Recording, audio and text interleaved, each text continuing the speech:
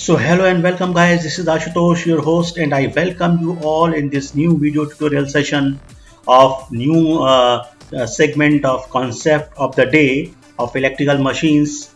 Guys, so today's question is, okay, as you can see over here, how can we change the direction of rotation of a three-phase induction motor? So guys, आज का प्रश्न है कि हम three phase induction motor की direction of rotation मतलब घूमने की दिशा कैसे बदल सकते हैं, कैसे चेंज कर सकते हैं। यहाँ पर आप देख सकते हैं guys, there are two types of induction motors are there. At the left side आप देख सकते हैं, this is three phase squirrel cage induction motor is there, and at the right side this is three phase slip ring induction motor is there. So guys, इसका working principle हमने पहले ही discuss किया है. We already discussed the working principle of induction motor in our previous video. So आप playlist में जाके देख सकते हैं, please watch that video.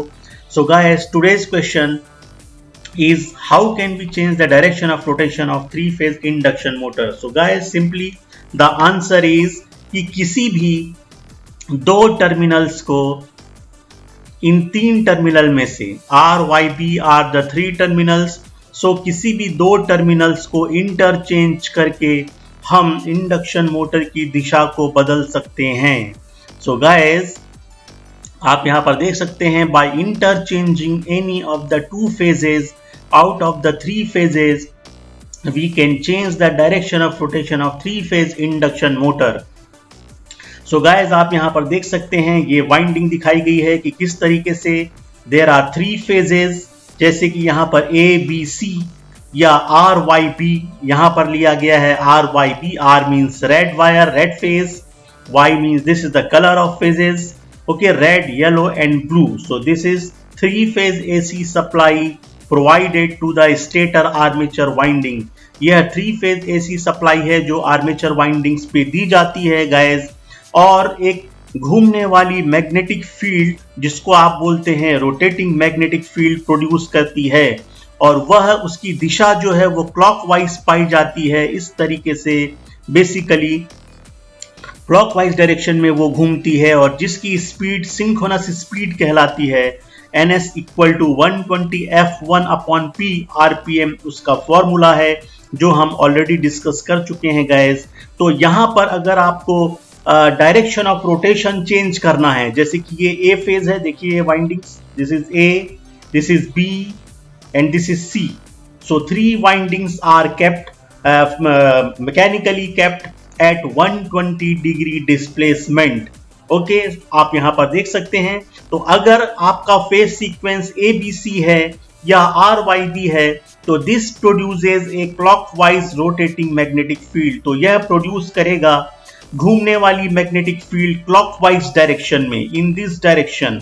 So if we interchange any two of the lines connected to the stator, the new phase sequence will be ACB या RBY. So guys, this will produce a counterclockwise या anti-clockwise rotating magnetic field reversing the motor direction, और motor की direction anti clockwise हो जाएगी.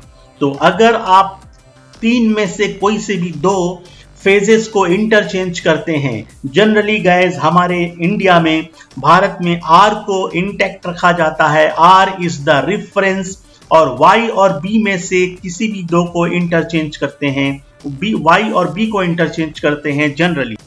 So guys, here you can C on your screen, आप यहाँ पर देख सकते हैं, देयर आर थ्री फेजेस. ये पहला फेज है R, दूसरा फेज है Y और तीसरा फेज है B.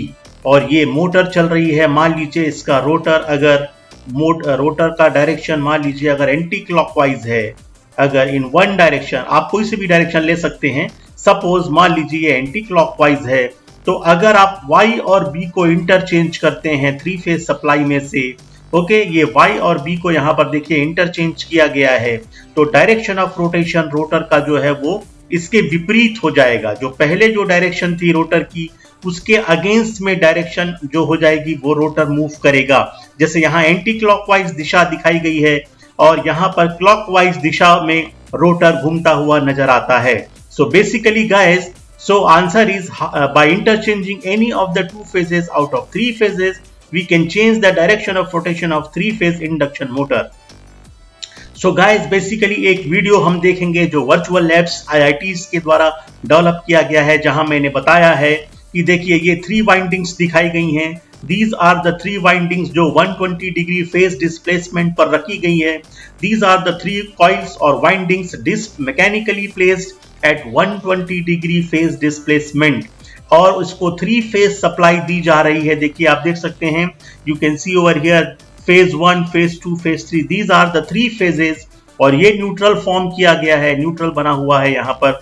तो ये स्टार कनेक्टेड वाइंडिंग्स जो कनेक्टेड है, और यहाँ पर आप इसको फ्रीक्वेंसी सेट कर सकते हैं F1, F2, F3, और यहाँ से आप करंट की वैल्यू सेट कर सकते हैं जो मैंने प्रोवाइड किया हुआ है, आप वीडियो में देख सकते हैं।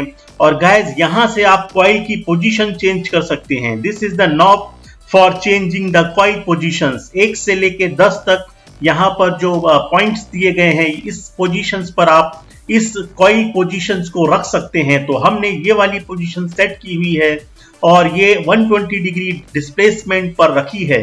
अब गाइज आप यहाँ से फेज फर्स्ट और फेज सेकेंड के बीच एंगल क्रिएट कर सकते हैं।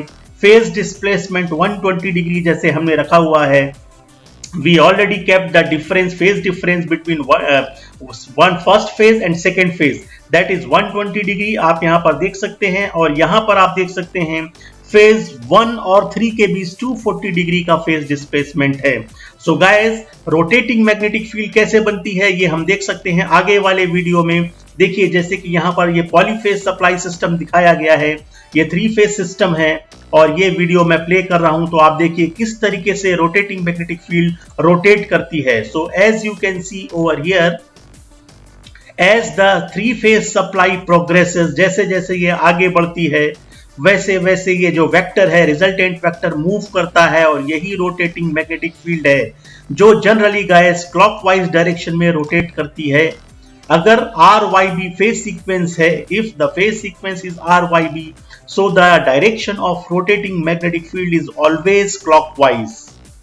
और अगर इस RYB को आपने चेंज किया, कोई सी भी इंटरचेंज किया किसी भी 2 फेज को, तो ये डायरेक्शन ऑफ रोटेशन चेंज हो जाएगी। So guys, that's it for today.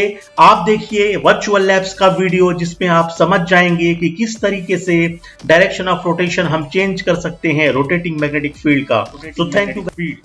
Between first and second phase and first and third phase, so keep the 120 degree angle between first and second, and between first and third keep 240 degree angle.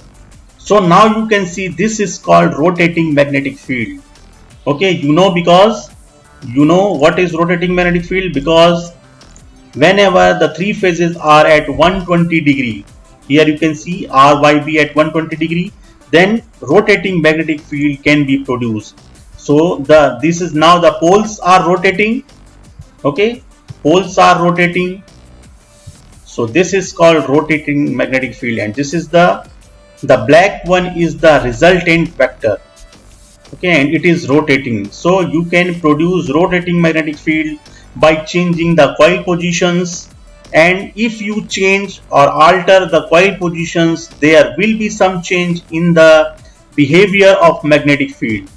Okay, you can change like this, you can see the change.